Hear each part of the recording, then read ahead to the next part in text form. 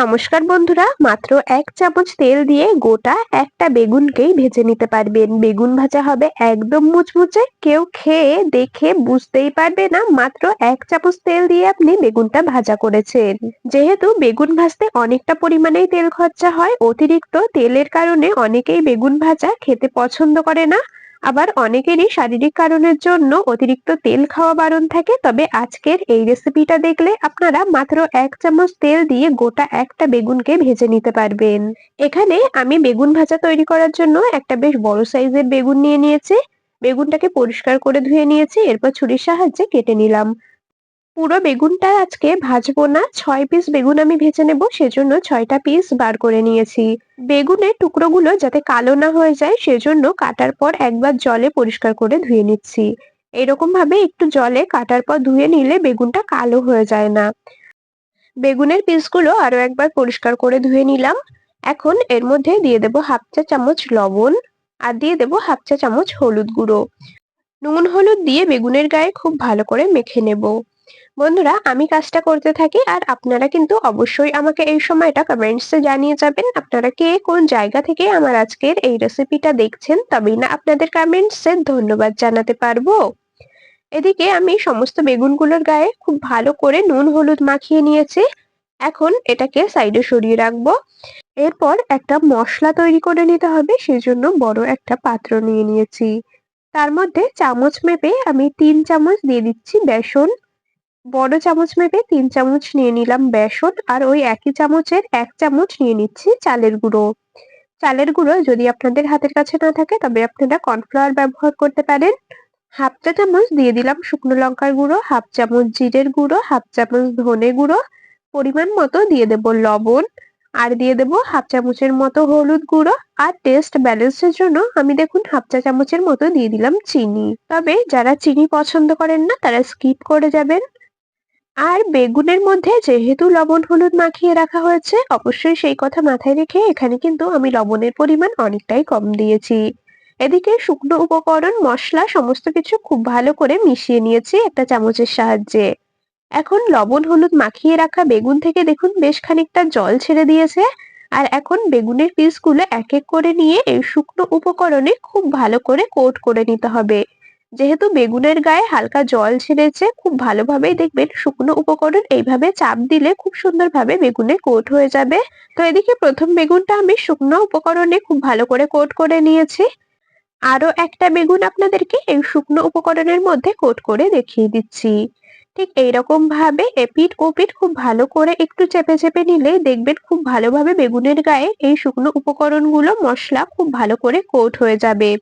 একটু হালকা করে ঝেড়ে ফেলে দিলাম। তো এইভাবেই সমস্ত বেগুনগুলোকে আমি কোট করে নিয়েছি এই শুকনো উপকরণে। বন্ধুরা, আপনাদের যাদের অতিরিক্ত তেল খাওয়া বারণ আছে বা বেগুন ভাজতে অতিরিক্ত তেল লাগার কারণে বেগুন ভাজা খেতে ইচ্ছা করলেও বেগুন ভাজা খেতে পারেন না, তারা একবার এইরকম ভাবে বেগুন ভাজা বাড়িতে বানিয়ে দেখতে পারেন। আশা করছি আপনাদের ভীষণ ভালো লাগবে। তো বেগুনগুলো এদিকে আমাদের ভাজা করার জন্য একদম রেডি হয়ে গেছে। এদিকে ওভেনে বসিয়ে দিয়েছি একটা ফ্রাইং প্যান। প্যানটাকে খুব ভালো করে গরম করে নিয়েছি, আর এর মধ্যে দেখুন ওই ৩ থেকে ৪ ফোঁটার মতো আমি দিয়ে দিলাম সর্ষের তেল। খুব বেশি কিন্তু নয়, একেবারে সামান্য কয়েক ফোঁটার মতো সর্ষের তেল দিয়েছি। এরপর একটা ব্রাশের সাহায্যে খুব ভালো করে প্যানটা ব্রাশ করে নিচ্ছি। ঠিক এইরকম ভাবে অল্প কয়েক ফোঁটা মতো তেল দেবেন, তারপরে একটা ব্রাশের সাহায্যে খুব ভালো করে ব্রাশ করে নেবেন। এরপর এক এক করে বেগুনের পিসগুলোকে এর মধ্যে দিয়ে দেব, মানে ফ্রাইং প্যানের মধ্যে এক এক করে বেগুনের পিসগুলো বসিয়ে দিলাম। গ্যাসের ফ্লেমটাকে রেখেছি মিডিয়ামে। এখন ঢাকা দিয়ে ওই মোটামুটি ২ থেকে ৩ মিনিটের মতো আমি একটা পাশ ফ্রাই করে নেব। প্রথমে ওই মোটামুটি ৩ মিনিটের মতো আমি ঢাকা দিয়ে রান্না করে নিয়েছি, ঢাকাটাকে খুলে নিলাম। এরপর এক এক করে বেগুনগুলোকে উল্টে নেব।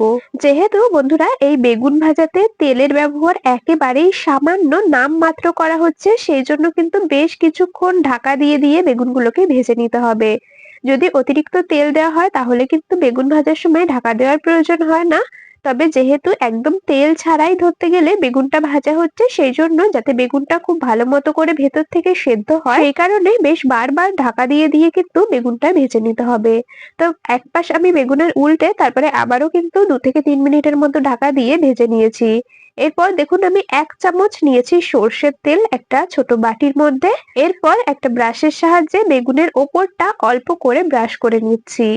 ঠিক এইরকম ভাবে অল্প অল্প করে ব্রাশ করে নিলে বেগুনটা ওপর দিক থেকে খুব সুন্দর মুচমুচে হবে।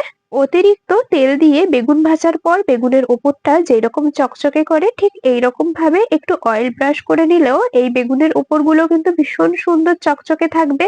আর দেখে বা খেয়ে কেউ বুঝতেই পারবে না সামান্য নামমাত্র তেল দিয়ে আপনি বেগুনগুলোকে ভাজা করেছেন। তো এদিকে একটা পাশে খুব ভালো করে অয়েল ব্রাশ করে নিয়ে অপর পাশ উল্টে নিয়ে অপর পাশেও খুব ভালো করে আবারও কিন্তু সামান্য তেল ব্রাশ করে নিচ্ছি।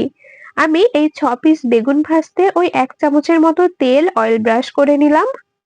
আবারও কিছুটা সময় ঢাকা দিয়ে বেগুনগুলোকে রান্না করে নেব ভেতর থেকে, যাতে পুরোপুরি সুন্দরভাবে সেদ্ধ হয় আর ওপর দিকটা খুব ভালো করে ভাজা হয়ে যায়। ঢাকনা খুলে নিলাম। বাকি যেটুকু তেল রয়েছে পুরো তেলটা কিন্তু আমি এর মধ্যে ব্রাশ করে নেব ব্রাশের সাহায্যে। ঢাকা খুলে নিয়ে আবারও একটু উল্টে নিচ্ছি আর বাকি যে কয়েক ফোঁটা তেল রয়েছে সেটাকেও আমি অয়েল ব্রাশের সাহায্যে ব্রাশ করে নিচ্ছি। ব্যাস, এরপর আর ঢাকা দেব না, এগুলোকে নামিয়ে নেব। বন্ধুরা, গরম গরম ভাত, ডাল ভাত যেকোনো কিছুর সাথেই কিন্তু আপনারা এই মশলাদার তেল ছাড়া বেগুন ভাজা পরিবেশন করতে পারবেন। খেয়ে বা দেখে কেউ বুঝতেই পারবে না সামান্য নামমাত্র তেল দিয়ে আপনি বেগুনগুলোকে ভাজা করেছেন। আর যাদের অতিরিক্ত তেল খাওয়াতে সমস্যা আছে তারা কিন্তু এইরকম ভাবে সামান্য তেল দিয়ে এই বেগুন ভাজা তৈরি করে খেয়ে দেখতে পারেন। আশা করছি আপনাদের ভীষণ ভালো লাগবে। বেগুন ভাজাগুলো কিন্তু ভীষণ সুন্দর মুচমুচে ভাজা হয়েছে। ভেজে নেওয়া বেগুনগুলোকে একটা প্লেটের মধ্যে তুলে নিয়েছি।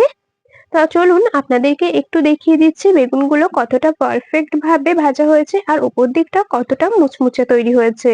বন্ধুরা, আমাদের আজকের এই হেলদি বেগুন ভাজার রেসিপিটা আপনাদের কেমন লাগলো অবশ্যই কমেন্টস করে জানিয়ে যাবেন। যদি ভালো লেগে থাকে তবে ভিডিওটিতে একটি লাইক আর বন্ধুদের মধ্যে অনেক অনেক শেয়ার করে দেওয়ার অনুরোধ রইল। তাহলে বন্ধুরা, আজ এখানেই শেষ করছি। আবার দেখা হবে পরবর্তী কোনো রেসিপির সাথে। ততক্ষণ সকলে ভালো থাকবেন, সুস্থ থাকবেন।